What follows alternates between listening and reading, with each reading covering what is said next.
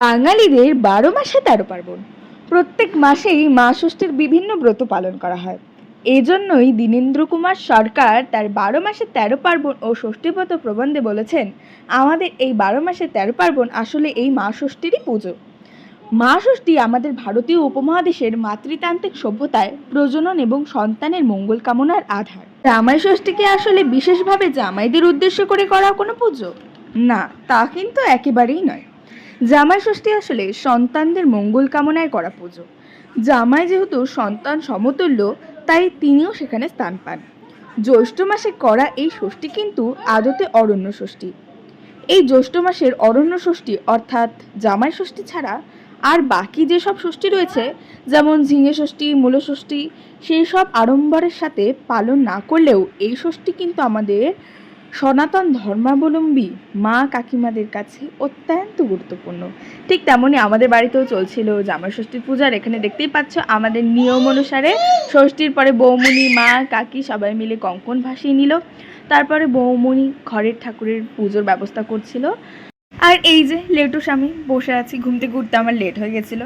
ভিডিওটা তোমাদের সামনে আনতে বড্ড দেরি হয়ে গেল কিছু কারণবশত, বাট জামাই ষষ্ঠী বলে কথা, ভিডিও তো করতেই হবে, কারণ জামাই এখানে যখন আমাদের বরদা। আর দেখতে পাচ্ছ আমাদের বাড়িতেও কিন্তু জামাই আসবে, তার জন্য কিন্তু মাছ, মাংস, আর সেদিন ছিল ইলিশ মাছ, কাতল মাছ, পাঁঠার মাংস, আর সকালে খাওয়ার জন্য লুচি, ফুলকপির তরকারি রেডি হয়ে গেছিলো। আর এরা দুজন ভিডিওর ভেতরে আসতে চাচ্ছিল না, কিন্তু তাও আমি এদেরকে জোর করে ভিডিওতে অ্যাড করে নিয়েছি। আমরা না হয় সকালবেলা লুচি দিয়ে আমাদের ব্রেকফাস্টটা কমপ্লিট করব, কিন্তু আমাদের বুড়ি, তাই এখানে বুড়িরও খাওয়া চলছে। আর এখানে আমি আর মিমো কিন্তু আমরাও যাব বৌমনিদের সাথে বৌমনিদের জামাই ষষ্ঠীর অনুষ্ঠানে। প্রতি বছর মানে জবের থেকে বৌমনিদের বাড়ি থেকে বাইরে খাওয়া দাওয়ার আয়োজন করা হয়, তবে থেকে আমরা দুজন কিন্তু প্রতিবারই যাই। তো এই দেখতেই পাচ্ছ বৌমনি আর মিনি মন্দিরে বসে আছে। এখন আমরা বেরিয়ে পড়বো। বৌমনির মা বাবা উঠে পড়েছে গাড়িতে, এবার আমরা উঠে পড়বো গাড়িতে। আর এই যে আমরা উঠেও পড়েছি, এবার জয় মাতারা বলে আমরা বেরিয়ে পড়বো। তো আমরা প্রতি বছর যাই ইষ্ট কুটুমে, কারণ ওখানকার খাওয়া দাওয়া খুবই ভালো, যেটা তোমাদের আগেও বলেছি আমাদের ব্লগে। তো আমরা আজকে সেখানে যাচ্ছি না, আমাদের সেটার ব্যতিক্রম ঘটেছে। আমরা যাচ্ছি রাজা ভাত খাওয়ার একটা নতুন রেস্টুরেন্টে। কিন্তু একটা ক্যাফে, মানে সামনেটা একটা ক্যাফে, যেখানে আমরা আগেও বহুবার চা খেয়েছি। মানে আমরা রাজা ভাত খাওয়া গেলে বেশিরভাগটা ওখানেই চা খাই, তো আমরা সেখানেই যাচ্ছি। আর এই হলো সেই গ্রেটার গ্রিন রেস্টুরেন্ট। আর এখানে দেখতেই পাচ্ছি যে সামনের জায়গাটায় আমরা চা খাই, আর এই সেই রাস্তা। আর এর ভেতরে দেখো বাঁশের একটা ব্রিজ, মানে সেতু বানানো হয়েছে। আর ভেতরটা এত সুন্দর ডেকোরেশন করা, মানে খুবই ভালো। তো আমরা যাচ্ছিলাম এই বাঁশের ব্রিজটার ওপর দিয়ে, আর পাশ দিয়ে দেখতেই পাচ্ছ এগুলো হয়তো সুপুরি গাছ। তো এখানে অনেক বসারও জায়গা ছিল, মানে একটু পার্ক টাইপ সামনেটা, আর ভেতরে এই রেস্টুরেন্ট। আর পরশ আর সংগ্রাম তো এসেই আগে নিজেদের পার্কে মানে খেলনাতে বসে পড়েছে, ওরা ঢেকি চড়ছিল। আর এই যে বৌমনিরা ভেতরে ঢুকে পড়েছে, আমি চারদিকটা একটু ভিডিও করে নিচ্ছিলাম। তারপরে আমাদেরও বাচ্চা মন, তো আমরাও বসে পড়লাম একটু দোলনায়, একটু দোল খেতে। আর এই দেখো ওরাও সামনে খেলছে, আমরাও এখানে খেলছি। চারিদিকটা বেশ মানে ভিউটা উপভোগ করছিলাম, তো বেশ দারুণ লাগছিল। আর বৌমনিরা ভেতর বসেছিল। আর এখানে কিন্তু অসাধারণ সব আইসক্রিম ছিল, তো সেগুলো বৌমনি দেখছিল যে আমরা কি খাবো, তো আমরা সেটাই চুজ করছিলাম।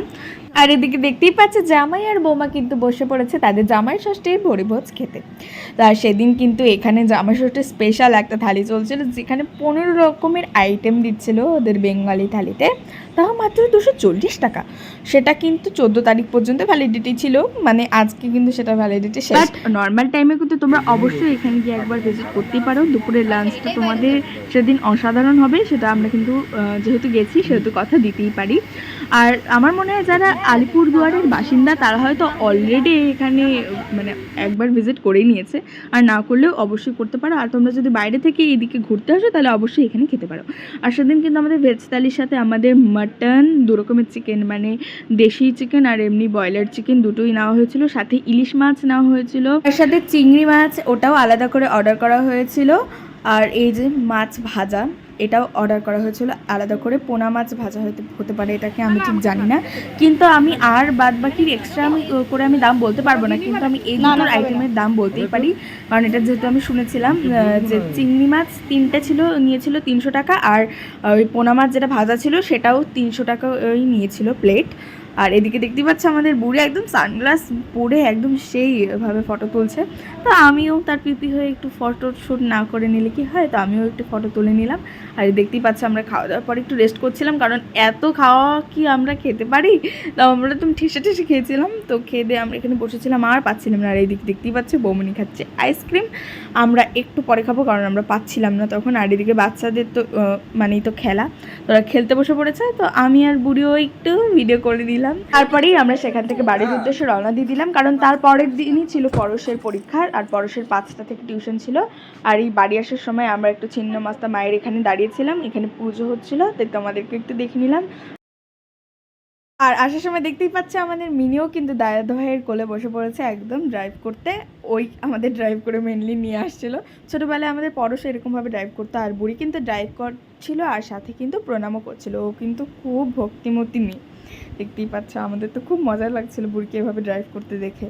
তারপর বাড়িতে এসে ফ্রেশ ট্রেশ হয়ে আমি চলে গেছিলাম একেবারে বিছানায় ঘুমোতে, আর পরশ চলে গেছিলো টিউশনে। আর আমার ভালো লাগছিল না। তো যাই হোক, আজকের ভিডিওটা এতটাই। দেখা হচ্ছে পরের ভিডিওতে। এই ভিডিওটা তোমাদের কেমন লাগলো তা কিন্তু অবশ্যই আমাদের কমেন্ট করে জানিও। আর দেখা হচ্ছে পরের ভিডিওতে। সবাইকে টাটা।